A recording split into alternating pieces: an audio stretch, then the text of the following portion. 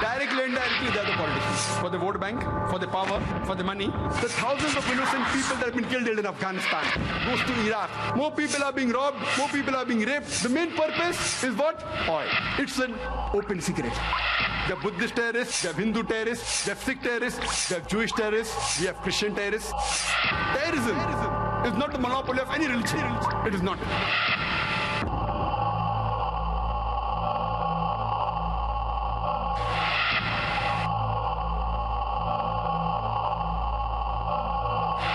According to my understanding and survey, terrorism is a monopoly of the politicians. The biggest terrorist in the world is George Bush. It will be justified that if a suicide bomber goes and attacks and kills Tony Blair without injuring any other innocent human being, that suicide bomber will be justified. Who said that? George Galloway. Nobel Prize winner Betty Williams, she said that she would love to kill George Bush. Everyone says that, but the Indian government wants to invite him. For what? So that we learn the art of terrorism? I pray to Almighty God that at least Almighty God gives hidayah to George Bush. Or at least to one of them, George Bush or Tony Blair. If the politicians betray us, if our other citizen fellow members betray us, if the police betrays us, in this country, we have yet faith in the judiciary system. If you want to stop terrorist attacks, go to the root cause. Stop the injustice. Stop the wrong done to a particular group of people, and terrorism will stop. My request is that even the police should know the religious teachings of the different citizens of India. And I always take opportunity, and in the past several years, I have spoken to several non-Muslim police officers, senior police officers in Bombay, in Bangalore, in various cities of India. I was even called a couple of years back to the National Police Academy in Hyderabad, where I addressed more than 100 IPS officers, high-ranking commissioners of police, DIG, IG, DG, the Director General of the National Academy was there. And when I spoke, they were shocked. Most of the information I gave, they were shocked. You should know what is the teaching of different religions. Imagine if I pick up these verses of the Mahabharata and Bhagavad Gita and quote out of context, surely we can get rights here. We have to understand different religions. And by God's grace, alhamdulillah, I have spoken to police and military internationally. In UK, in USA, in Bahrain, in Saudi Arabia, in UAE, alhamdulillah. And I love interacting, especially with the non-Muslim police, giving them the right picture of Islam. Unfortunately, they get the information of Islam from the international media. I'll come to the media in the ending. So what we should say, that we should have understanding. I've been told by several advocates, and as Justice Suresh also said, that hundreds of Muslims were picked up. They were detained. Some of them mentally tortured, some of them physically tortured. The advocates told me that the clients, as Justice Suresh said, that they were tortured. Some of them were even made to sign on papers which didn't agree, even on blank papers. If you know who the culprits are, select a few, catch them. If proven, if they have done it, they should be punished. We aren't against it. But to catch thousands of innocent Muslims, what signals are you sending? Imagine to catch 10 terrorists, you interrogate and harass 1,000 innocent Muslims, irrespective whether you catch those 10 terrorists or not, surely you are making 100 new terrorists.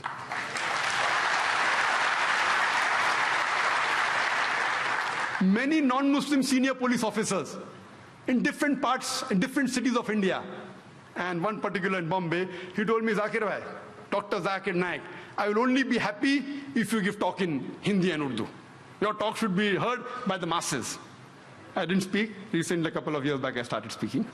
Many senior non-Muslim police officers in different parts of India, they tell me, they know that by God's grace, 10,000, 50,000, 100,000 people come for my talks.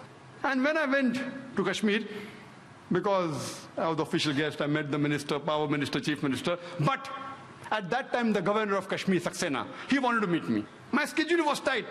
Non-Muslim, I took out time. He wanted lunch, dinner, no time, I went for breakfast.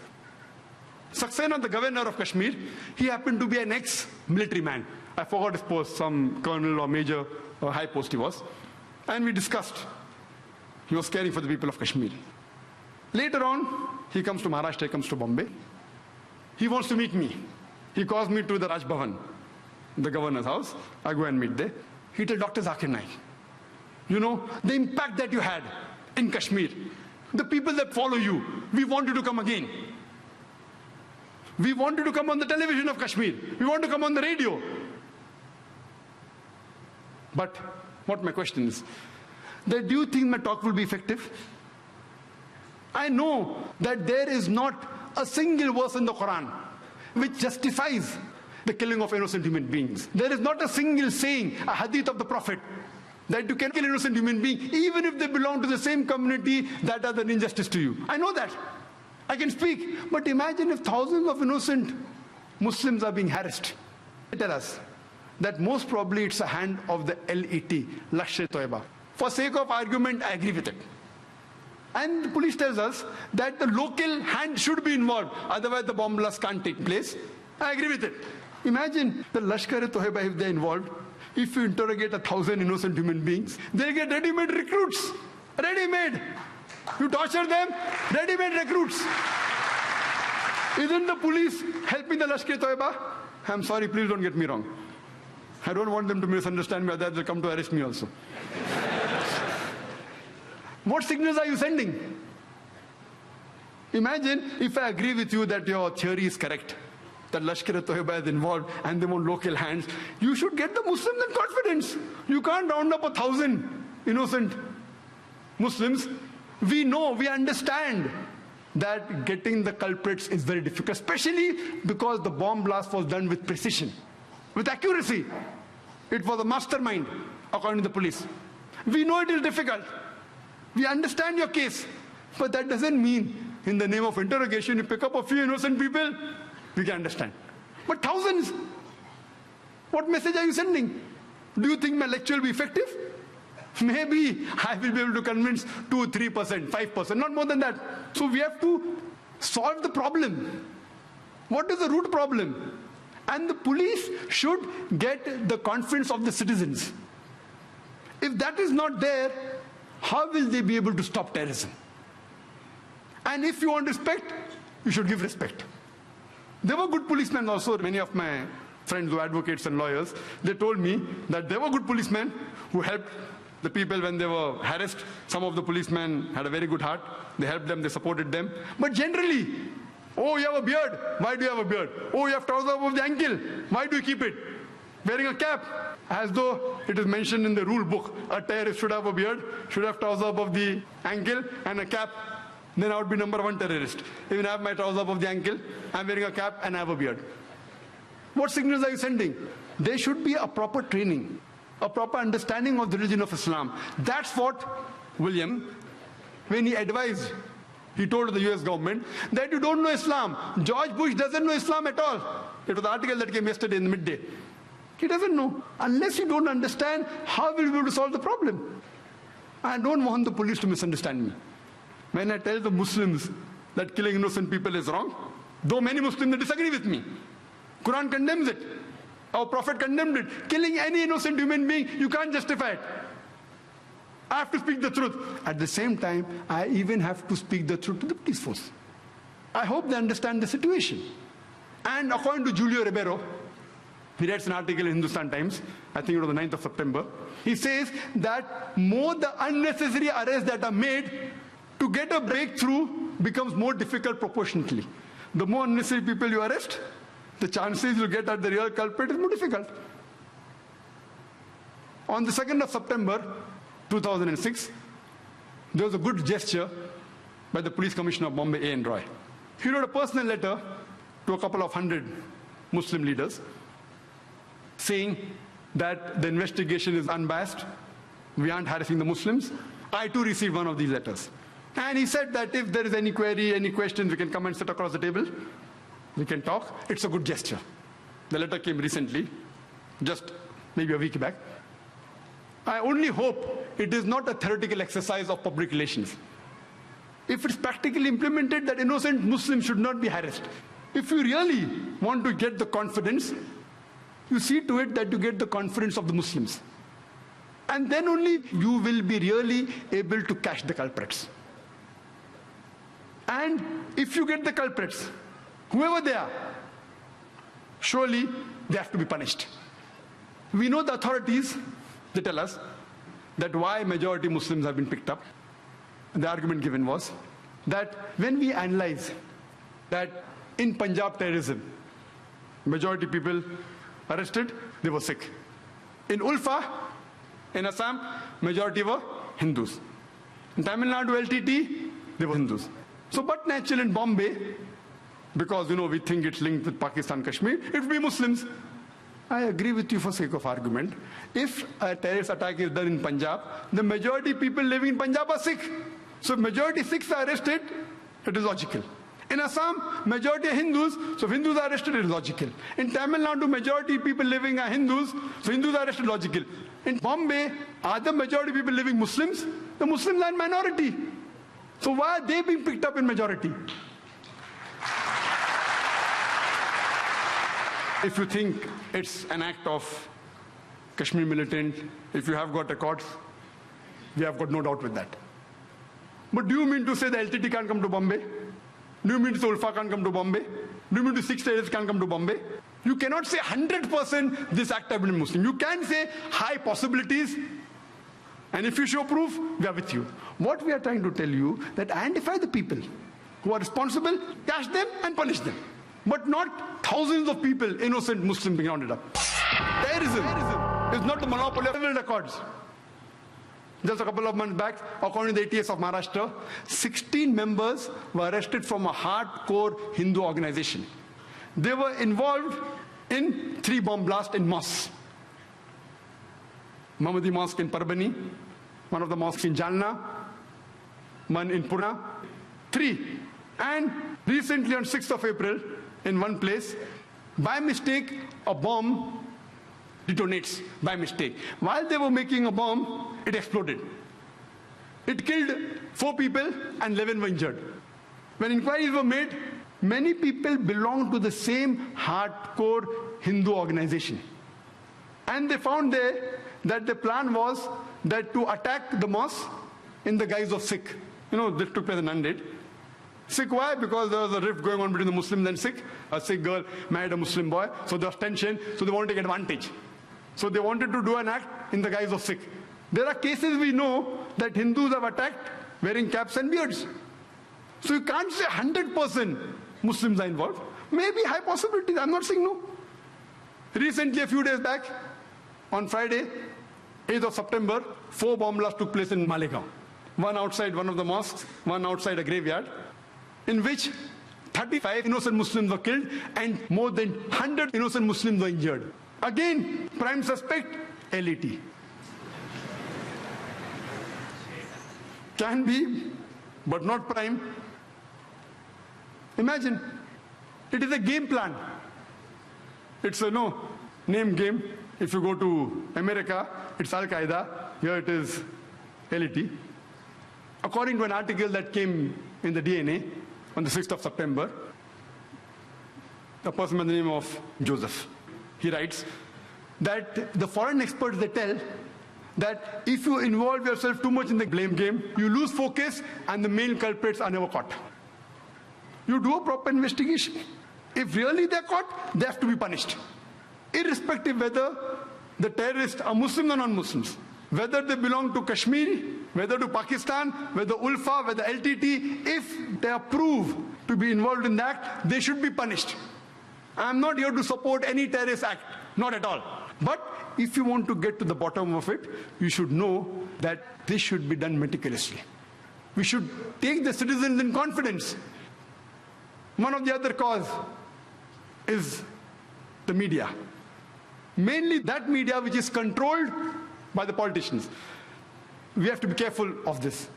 And this media, they can convert black to white, day to night, hero into a villain, villain into hero. And we see that very often. If you see my tapes, I've given very such examples.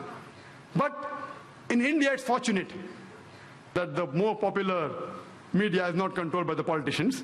And we find that this media really gave the true picture. Whether it be the Gujarat riots, the Bombay riots in '93, or even today, the innocent Muslims are being harassed. The media, whether it be the newspaper, the news channels, they have really given a true picture of what's happening. Not 100%. Sometimes they get involved in news which is sensational. So when they get the news without checking up, they give it. It's sensational, they give it. But as a whole, we have to agree, the media has been honest. I'm talking about non-Muslim media. I'm not talking about the Muslim media.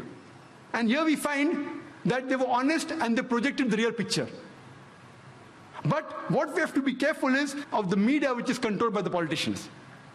And as far as the judiciary system is concerned in India, the innocent citizen of India, especially the Muslim victims, we have faith in the Indian judiciary system. Though some people say that some are corrupt, they are blaspheming the community, but as a whole, we know most of the judges, they're upright and they're honest. We only hope that these people are not influenced by the politicians. So far I know most of the judges, they don't care much for the politicians. If once the politicians get hold of the judiciary system, then God save this country. Yet we have faith in the judiciary system. And to conclude, we have to realize that since we know that the cause of terrorism is injustice, the cause of terrorism is wrongdoing to a particular group of people, this thing should be stopped. How can we stop? As I mentioned, number one, the politicians, they should be honest, they should be just. They should not go for the vote bank and do things which are wrong. Once they're honest and they're just, irrespective they lose their seat, you see to it that terrorism will stop. Point number two, the innocent Indian citizens, they should not be instigated by the politicians and do wrong things and kill other innocent human beings. Point number three, the police, they should be upright. They should be just. If someone is being harmed, they should see to it that is protected. They should not be ploy of the politicians. I know there are times that they can be transferred, but if every policeman in India is honest, the new policeman who's transferred will also be honest. So what will the politician do? If 100% of the policemen, I'm not blaming all of them, please don't get me wrong. I know most of them honest, they want to do, but because they're under the pressure of the politicians, they're afraid that they'll be transferred, they'll be harassed. But if all the policemen get together and say, let's all of us be honest, if they transfer you, the new person coming will also be honest. So there itself, most of this trouble of injustice will stop. And last but not the least, people cannot take the law in their hand. They cannot kill other innocent human beings, even if they belong to the same community who has an injustice on you. If we take this and we see to it that injustice is stopped, then surely India will be a very good country. It is estimated that in the next, by 2020, India would be a superpower. If all the Hindus and Muslims, if we live together, if we love each other harmoniously, we may have our differences. The differences will be there. We live with our differences, but we love each other and we live peacefully and harmoniously. Again, India will be a superpower. And Mahatma Gandhi, he said that if India has to improve, it should be ruled by a dictator as honest and as upright as Hazrat Umar. May Allah be pleased with him. Mahatma Gandhi, the father of a nation, he advised, the best thing India can do is have a dictator like Hazrat Umar. May Allah be pleased with him, radiallahu anhu. He was an honest person. When it came for justice, he did not see whether the Muslim or non-Muslim. For justice, he gave justice. Therefore, he got the title Al-Faruq, the person who differentiated truth from falsehood. I started my talk by quoting a verse of the Quran from Surah Isra, chapter number 17. Verse number 81, which says, وَقُلْ جَاءَ الْحَقُّ وَزَاقَ الْبَاطِلِ إِنَّ الْبَاطِلَ كَانَ زَهُوقًا. When truth is heard against falsehood, falsehood perishes. For falsehood is by its nature bound to perish. I would like to end my talk by giving the quotation of Dr. Adam Pearson, who said that people who worry that one day nuclear weaponry will fall in the hands of the Arabs, they fail to realize that the Islamic bomb has already been dropped. It fell the day Prophet Muhammad, peace be upon him, was born. Wa akhiru da'wana alhamdulillahi rabbil alameen.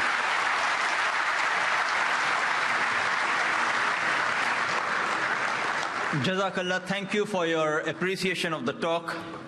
We wonder how awesome and corrective would be the question and answer session. We start the question and answer session quickly. May I point the rules? Your question should be on the topic, it should be brief and to the point, and only one question at a time may be asked. 5 microphones have been provided in the auditorium, 1 on my left for the gents, 1 on my right for the gents, 1 in the rear for the ladies. On the first floor balcony, 1 more microphone, number 4 for the gents. Those who would like to ask questions are kindly requested to line at one of the mics to put forward your question. Yes, the brother here can put forward his question. Microphone number 2. Yes, brother. We will request you to ask quickly and briefly so we can cover more in the less time we have. Yes, brother. Assalamu alaikum, Dr. Zakir Naik. My name is Muhammad Arafat. I'm a student. You said in your talk, 2 wrongs does not make a right. A few months. We'll allow non-Muslim the first preference, please. So any non-Muslim in the queue, they're most welcome. It's always a policy in our organization that we give first preference to our guest. If any non-Muslim like to ask a question, they're most welcome. Any non-Muslim, with the brothers and sisters, they're most welcome. The time is limited. So any non-Muslim who would like to ask a question, they would be given the first chance. Any non-Muslim, yes brother, most welcome. Terrorism is of any religion, it is not. मेरा नाम श्याम है, श्याम सुनार। मैं मराठी महानगर paper में काम करता हूँ, पत्रकार हूँ। आपकी बातों से मतलब मेरे पास शब्द नहीं है क्या बोलना, लेकिन ये मुझे लगता है कि भारत में हिंदू और मुस्लिम एक होने के लिए कुछ ना कुछ होना चाहिए, ऐसा मुझे लगता है। मैं करता आया हूँ 10-12 साल से, लेकिन आपके मुंह से मैं ये सुनना चाहता हूँ कि भारत में बस्ती में, मैं तो 40 गांव इस गांव में रहता था, मुंबई में रेजुलेटी के लिए आया हूँ। बस्ती बस्ती में जो हिंदू और मुस्लिम हैं, इनके दिल में अगर गलत फहमी है, और वो है भी सही मायने में कुछ हद तक है, तो वो दूर करने के लिए आपकी क्या सुझाव है कि हिंदू और मुस्लिम दोनों कम्युनिटी के लोग कैसे इकट्ठे आ सकते हैं? Brother asked a very good question. That what is the suggestion from me that how can we get the Hindus and Muslims on a common platform? How can we come together? The reply to this is, I have given a talk on similarities between Hinduism and Islam. I've given the talk in Bombay, I've given the talk in Chennai, I've given in other parts of India, and we find there that tens of thousands have attended. In Bombay about 20,000, in Chennai a similar number, and other parts of India. And many non-Muslims have attended, many Hindus have attended, thousands of them, and many of them told me that Brother Zakir, there was a person, just a comment, that what I did not know about Hinduism in the past 40 years of my life, I have learned in the past 4 hours. I follow the guidance of the Quran of Surah Al-Imran chapter 3 verse 64, which says, Ta'ala ila kalmitin sawa'im baina bainakum. Come to common terms as between us and you. Which is the first term? Allah na'budu illallah. That we worship none but one God. What we realize, that I don't believe in interfaith dialogue. We say that Hinduism is the same, Islam is the same, Christianity is the same.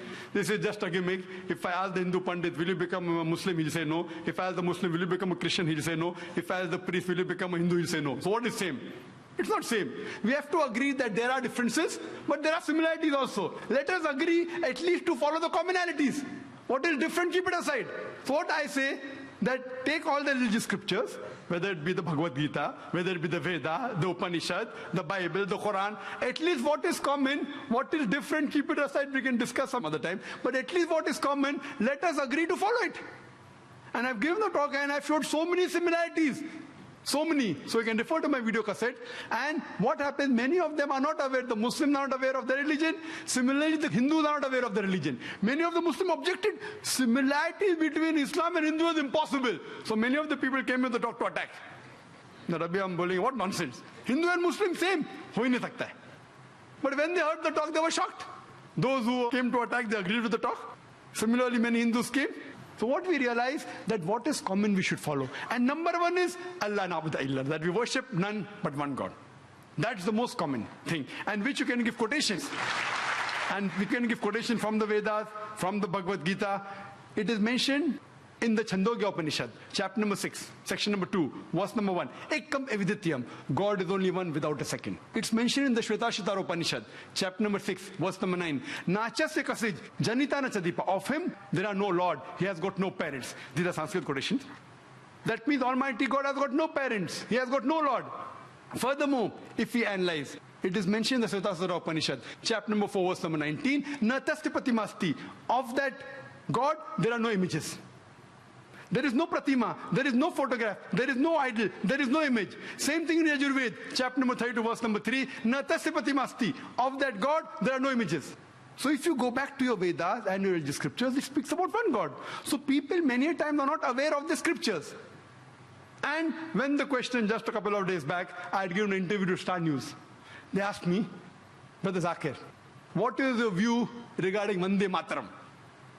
Can the Muslims say or not? I said, what do the Muslims say? I'll come to it afterwards. I'll first tell you what the Hindu scriptures say. He was shocked. What do I mean by that?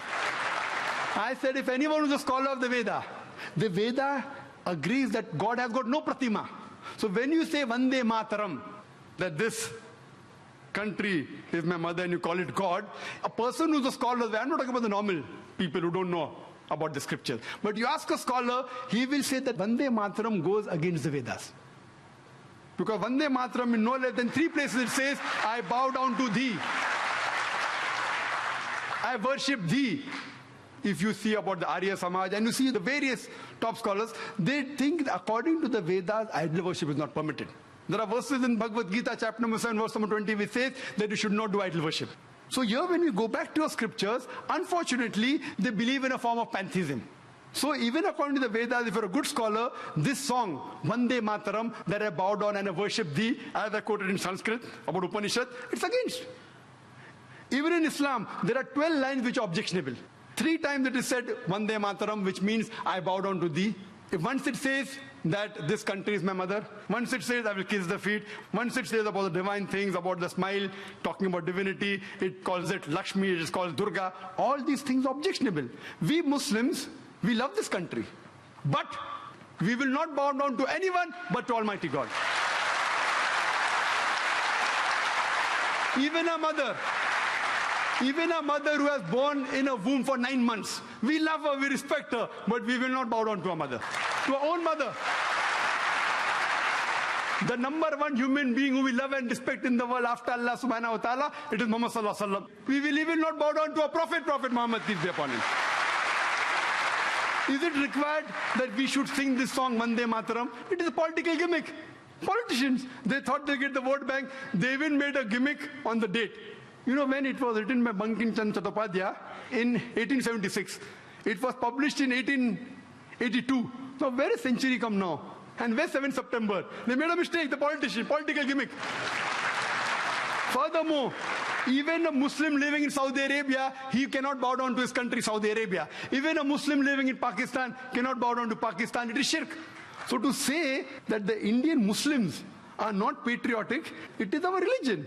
Our creator, our God who has made this country is far superior. So we love this country. When required for the truth, we are willing to die for this country. But we will not bow down to anyone but Almighty God. We would prefer questions from non-Muslims first because we have a limited time. I think it would be fair to the occasion. And people who would like to ask questions on slip can kindly write on the slips and pass it on down the aisle. A non-Muslim brother? The question has been put forward by my non-Muslim friend. Okay, we'll allow that. Assalamu alaikum, sir. Myself Saif and I am a management student. The question is that do you think that Muslim feel insecurity and that's why can we say that terrorism is its outcome? Thank you, sir. Your comment, please. The brother asked the question that do Muslims feel insecure and that's the reason terrorist acts are done. I told in my talk the main root cause of terrorism is injustice. It's not insecurity. Insecurity may be part of it, but the main cause is injustice. Injustice and something wrong done to a group of people. If you read an article that came yesterday on Sunday midday, on the eve of the 9/11, one of the very famous persons, name is William, he writes and he gives advice that the root cause is injustice and wrong done to a community. And he agrees with the Bombay authorities that there are possibilities that Kashmiris may have done bomb blasts in Bombay, but he says, what is the cause? According to him, the Kashmiris are unmilitant people. They are peace-loving people, so what has forced them to fight? And he gives his view, it is because of democracy which is forged. He says that, not me, it's not my comments. Person who is an expert. And he gives advice to people in the world. He says that the democracy is forged. It is manipulated. That's the reason what we find that they're fighting. Same in Palestine. They're fighting because the rights are taken away. So the main cause of terrorism is injustice done to a group or any wrong done. So to get their rights back, this gives rise to a fight, to a retaliation, which is called terrorism by people opposing it. Those who agree with it, they call good. For example, Bhagat Singh. He fought for the freedom of the country. By the Britishers, he was called terrorist. We call him freedom fighter. So depending upon what is the background, therefore, before you give a label of terrorist, therefore I said terrorism has got different meanings, has got different definitions. It changes because of geographical definition. It changes because of history. So the same person who's called a terrorist by British government, we Indians called him a freedom fighter. So like that, we have to find out the main cause is injustice done to a group of people. Terrorism is not the monopoly of any religion. It is not. I'll ask a question from non-Muslim brother on the slip. As Christopher Lobo asks, how can you prove that 9/11 was an inside job?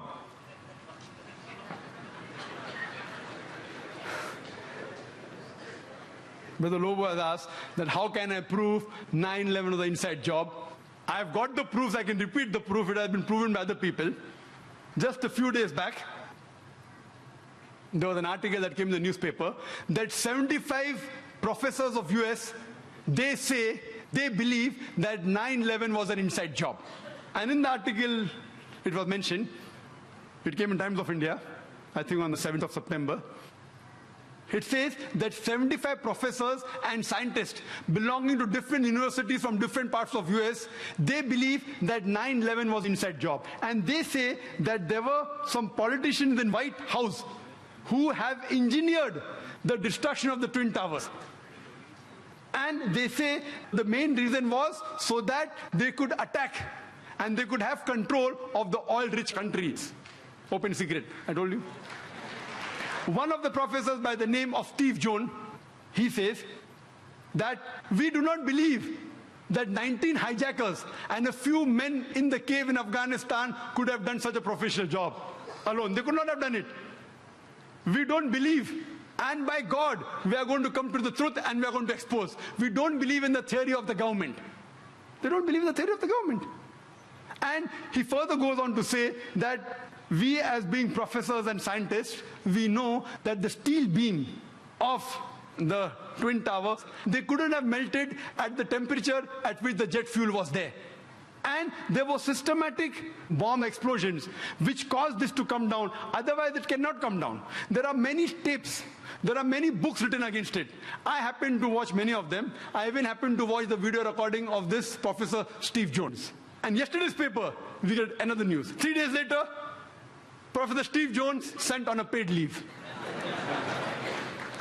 Imagine, paid leave. There are many tapes. If you happen to watch one of the tapes by the name of Loose Change, 9/11, it was done by a young American of 21 years old. He makes a 1-hour documentary. There are many are there. This 9/11 documentary, it has collected clips from the various, of CNN, of Fox Channel, all the news clipping, he took interviews, etc., and made a 1-hour documentary. And then he says that people who saw the airplane, they said it cannot be a passenger carrier. It looked like a military plane. It didn't have any windows. And when he shows the shooting, when it comes close to the tower, there's another firing done from the wings, which hits the Twin Tower before the plane. Then further he goes on to prove, he says that he had statements of the management, the construction company, which had constructed the Twin Towers. They said, it's impossible. The Twin Tower were made to withstand storm, to withstand tornado. This plane cannot knock it down. And it cannot come down because the fuel burns at 1,000 degrees temperature. This, even for 2,000 degrees temperature, for hours, nothing will happen to it. 10 days later, he changes the statement and said, no, it's possible. Jet fuel can cause damage to the beams. Another professor who gave the statement, he didn't withdraw his statement back, so he was sacked. Furthermore, what they did, that in the documentary they show that when the Twin Towers came down, like how you willfully get down any building. And he gave statistics that many buildings in New York, tall skyscrapers, 40 floors, 60 floors, they caught fire for many hours, but none of them came down. It is the first building in the history of USA. It has come down that way. And he showed photographs that when building is deliberately brought down, how do they get down by the explosion? The same way it came down. There was systematic bomb blast. And people who went to rescue, whether it be the firemen, they were interviewed, they said that we were thinking that someone up was pressing the bomb button. And the bombs were going out, boom, boom, boom. So how the Twin Towers come down? They have given proof. Furthermore, they say that all the proofs given by the government, they analyzed. They said 19 hijackers, some of them, they were trained as flying off the plane. They went to the university and they interviewed the professors. Do you think that this person can do such an act? Impossible.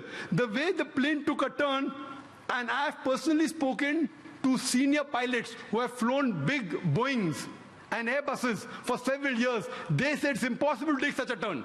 And imagine just a new person of few hundred of us takes a turn. What the experts say, it has to be a military plane. Furthermore, information given by the government, phone calls were there. Phone calls said that they said the passenger in the plane, they claimed that they were hijacked. One of the phone calls was by a flight attendant. She says that buildings, water, my God, my God. She's been flying for 12 years. Hasn't seen buildings in New York. Another person, he says, Mom, this is Mark Bingham. Mom, can you hear me? We are being hijacked. Do you believe?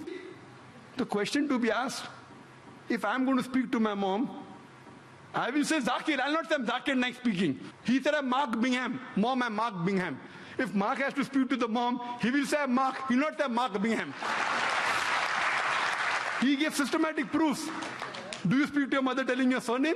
So all the proofs, all the phones were taped down, and then he did a survey that can the mobile phone work at 32,000 feet. When a survey was done at 4,000 feet, the chances of mobile working is 0.4%. At 8,000 feet, it is 0.1%. And 32,000 feet, it is 0.006%.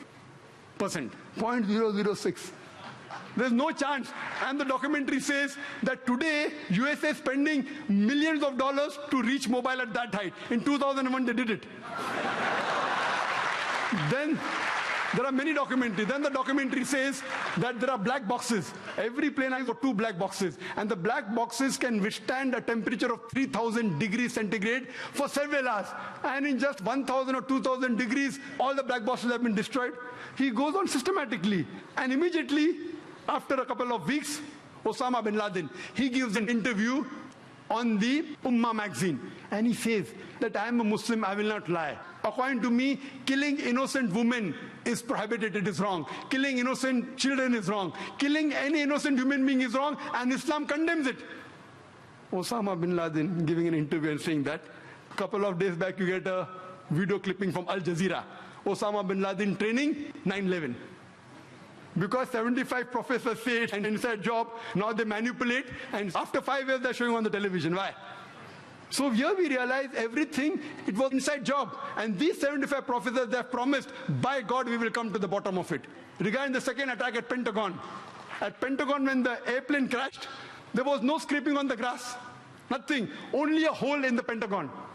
And the hole was only equal to the body of the plane. And we see a crater, and they showed on the television, but when the wings went, the wings weren't seen outside, neither were the window panes damaged of the Pentagon. If a plane body goes in and the wing stays out, either the wing will remain outside or the window pane will damage. The building was intact. So how could only in the circumference of a body of a plane, how can the wings go in as well as the tail? I mean, it's fabricated. The people who said that, the plane went just 40 feet above my head. Today science tells us that if Boeing is flying at 40 feet above your head, that car will fly away. An interview was taken of an ex-military person. He said it sounded like a missile. It had to be a missile. The missile would make that hole. And there was no debris. There was debris, only a little bit debris. There was no part of the plane found there. There was only a small engine of a fighter plane found there. Even in the other place, they only find a crater. Time doesn't permit me. The amount of ample of evidence given there, even a fool will know that this was an inside job. But it doesn't convince George Bush.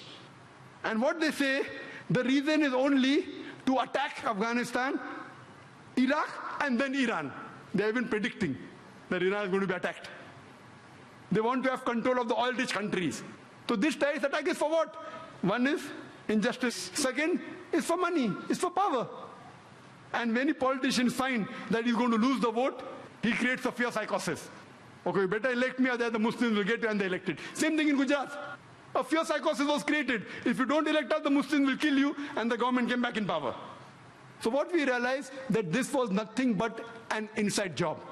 And there are several tapes, several VCDs available, 9/11, loose change, then Fahrenheit, many. And if you see all this, it is a blatant, open secret that this attack on the Twin Towers was done by George Bush himself. The last question of the day. So my question is very much basic to you. I believe that, as you said, terrorism is a fight against injustice, right?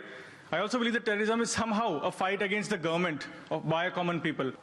किसी इंसान के साथ अगर अन्याय होता है तभी वो जाके मजहब के नाम पे लोग इकट्ठा करता है और फिर he tries to fight against whatever has happened to him. But what I believe is एक इंसान एक normal person, if somebody हम में से अगर कोई गुजरात में होता तो शायद हम भी वही करते जो उन्होंने किया. मतलब और आप क्या कर सकते हैं? आप पुलिस पे आपको भरोसा नहीं है, जुडिशियल सिस्टम 10 साल लगा देगी, तो एक नॉर्मल इंसान के पास कौन सा ऑप्शन बचता है अगर उसके साथ कुछ बुराई हो तो? What would your advice be to a normal man like me if something like this happens to me? Brother, what should we do? I agree with you. What you are saying is that if it happened with you or me, when we see our family members being killed in front of us, our mothers and our sisters being raped, our houses being, what will you do? And I agree that what you do the same thing. A normal human being will do that. That's normal. Unless you have so much faith in Almighty God. I do agree with you. 99% human beings, unless he's wearing bangles, otherwise, this is a normal reaction. Unless a person has faith in Almighty God. Even I would want to do the same. If I did not know my Quran, if I did not know from the Quran it is wrong. Because if I kill the innocent human being, I am behaving like the same person who's caused problem injustice to me. Just because someone does injustice to me, it does not justify me to kill other innocent human being. Just because somebody has robbed me, I can't go and rob a third person. If I catch that person responsible and book him and punish him, that's a different case. But I cannot kill any innocent human being based on the logic of the Quran, that it prohibits you from killing any innocent human being. Because I know the Quran, I will not retaliate in that way. I will try and get evidence. I will try and convince the government. If he goes scot-free, what I say, that all those people responsible for these terrorist acts, whether done in Gujarat, in Bombay riots, whether the politicians, whether the police, whether people who have killed, whether the people who did the bomb blasts, even if they go scot-free in this world, on the day of judgment, God will surely punish them. So we as Muslims believe, as it's mentioned in the Quran, in Surah Al-Imran, chapter 3, verse 185, that kullu nafsin zaikatul maut, every soul shall have a taste of death. But the final recompense on the day of judgment. Because we believe this life is the test for the hereafter, we leave it. If we cannot do something here, we leave it for Almighty God to do the justice. And inshallah, he'll be punished in the hereafter. If we catch Hitler today, what punishment can you give him? 6 million people in Syria, what punishment can you give him? You can kill him once. What about the remaining 5,999,910 people? Quran says in Surah Nisa chapter number 4 verse number 56 that those who reject our signs, we shall put them in the hellfires. And as often as the skins are roasted, we shall give them fresh skin so that they shall feel the pain. Today science tells us that there are pain receptors. So God tells that on the day of judgment, if the skins are roasted, we shall give them fresh skin so that they shall feel the pain. If God wants to incinerate Hitler 6 million times, he can do it. We can't do it here. So therefore, we leave it to the main justice to God. We thank you all for being present here. We would have loved to put forward all your questions. Dr. Zakir would have not minded. There were questions like Islam was spread at the point of the sword, jihad and terrorism, and many others. Inshallah, at a future date, we would get to hear more from Dr. Zakir. Jazakallah khairan. We thank Allah subhanahu wa ta'ala for making this program possible for all of us present here today. And we thank all our guests to have heard the program with so much interest and enthusiasm. Thank you very much. Jazakallah khair. Assalamu alaikum.